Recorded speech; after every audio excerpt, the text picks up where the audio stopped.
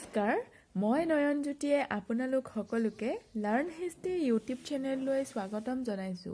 আজিৰ ভিডিঅ'টোত আলোচনা কৰিম পলাচী যুদ্ধৰ ওপৰত হ'ব পৰা 15টা গুৰুত্বপূৰ্ণ প্ৰশ্ন উত্তৰ। যদি আপোনালোকে মোৰ ভিডিঅ'টোৰ পৰা উপকৃত হৈছে তেন্তে কমেন্ট কৰি জনাবলৈ নাপাহৰিব। লগতে লাইক কৰিব, শ্বেয়াৰ কৰিব আৰু সাবস্ক্ৰাইব কৰিব। আহকচোন আজিৰ প্ৰশ্ন উত্তৰসমূহ আলোচনা কৰোঁ। আজিৰ প্ৰশ্ন উত্তৰৰ প্ৰথমটো প্ৰশ্ন হৈছে পলাচী যুদ্ধ কেতিয়া সংঘটিত হৈছিল? পলাচী যুদ্ধ সংঘটিত হৈছিল 1757 চনৰ 23 জুন তাৰিখে বেংগলৰ নবাব চিৰাজউদ্দৌলা আৰু ইংলিছ ইষ্ট ইণ্ডিয়া কোম্পানীৰ মাজত। সেই যুদ্ধখন বেংগলৰ এখন ঠাই পলাচী নামৰ ঠাইখনত হোৱাৰ বাবে যুদ্ধখনক পলাচী যুদ্ধ বুলি কোৱা হয়। 2 নম্বৰ প্ৰশ্ন, পলাচী যুদ্ধৰ পাছত কাক বেংগলৰ নবাবৰ দায়িত্ব অৰ্পণ কৰা হৈছিল? পলাচী যুদ্ধৰ পাছত বেংগলৰ নবাবৰ দায়িত্ব অৰ্পণ কৰা হৈছিল মীৰ জাফৰক।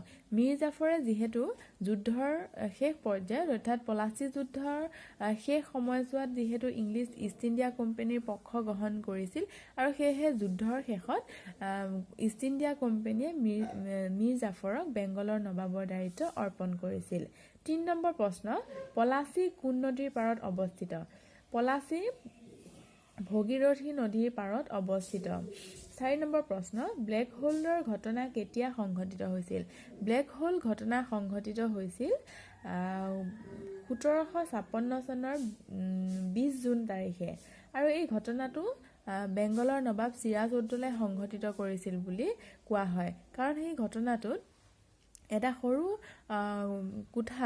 সৰু বন্ধ কোঠাত ইষ্ট ইণ্ডিয়া কোম্পানীৰ 146 জন লোকক গোটেই ৰাতি বন্দী কৰি ৰাখিছিল আৰু সেই ৰাতি তেওঁলোকে বিভিন্ন সমস্যাৰ সন্মুখীন হৈ তেওঁলোকৰ বেছি সংখ্যক লোকৰে মৃত্যু হৈছিল আৰু 5 দিনা মাত্ৰ জীৱিত অৱস্থাত 23 জন লোক উদ্ধাৰ হৈছিল যদিও তেওঁলোকে সেই ঠাইখনৰ পৰা পলাই যাবলৈ সক্ষম হৈছিল।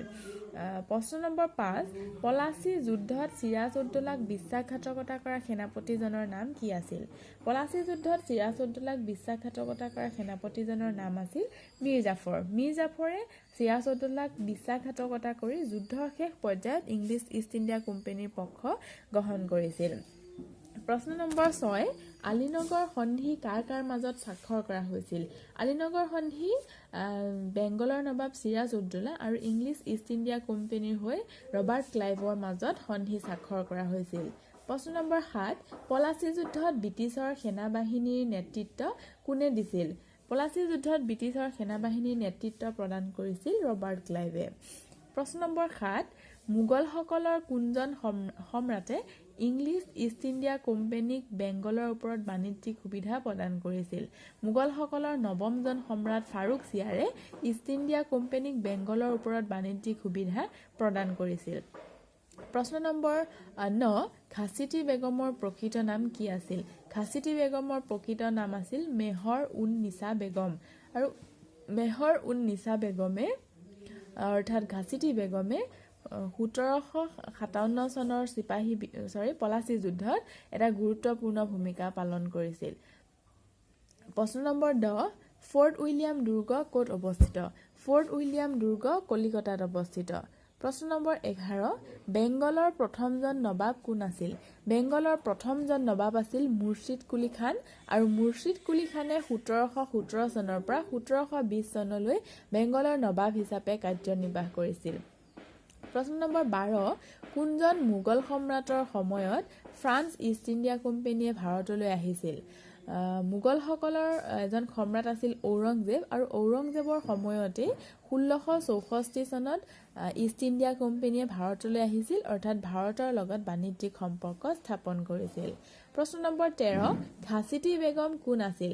খাছিতি বেগম আছিল বেংগলৰ নবাব আলীবৰ্দী খানৰ জীয়ৰী আৰু তেওঁ আমি আগৰ প্ৰশ্নত আলোচনা কৰিছোঁ যে তেওঁ বেংগলৰ নবাব আলীবৰ্দী খানৰ অৰ্থাৎ দেউতাকৰ মৃত্যুৰ পাছতে বেংগলৰ নবাব হিচাপে তেওঁ নিজকে ৰাখিব বিচাৰিছিল বা নিজকে বেংগলৰ নবাব হিচাপে প্ৰতিষ্ঠা কৰিব বিচাৰিছিল। কিন্তু যিহেতু দেউতাকে জীৱিত অৱস্থাতে চিৰাজউদ্দৌলাক নবাব হিচাপে মনোনীত কৰি থৈ গৈছিল আৰু সেই সিদ্ধান্তটোক তেওঁ ঘূৰ বিৰোধিতা কৰি পৰৱৰ্তী সময়ছোৱাত ইংলিছ ইষ্ট ইণ্ডিয়া কোম্পানীৰ পক্ষত চিৰাজউদ্দৌলাৰ বিৰুদ্ধে যুদ্ধ কৰিছিল। 14 নম্বৰ প্ৰশ্ন, আলীবৰ্দী খানে কাক হত্যা কৰি নিজকে নবাব হিচাপে প্ৰতিষ্ঠা কৰিছিল? আলীবৰ্দী খানে তেওঁৰ পূৰ্বৰ বেংগলৰ নবাব সৰফৰাজক হত্যা কৰি তেওঁ নিজকে বেংগলৰ নবাব হিচাপে প্ৰতিষ্ঠা কৰিছিল। 1740 চনত আলীবৰ্দী খানে সৰফৰাজক হত্যা কৰিলে আৰু হত্যা কৰি তেওঁ নিজকে বেংগলৰ নবাব হিচাপে ঘোষণা কৰিলে। আজিৰ আলোচনাৰ শেষৰটো প্ৰশ্ন হৈছে মীৰ জাফৰ কোন আছিল?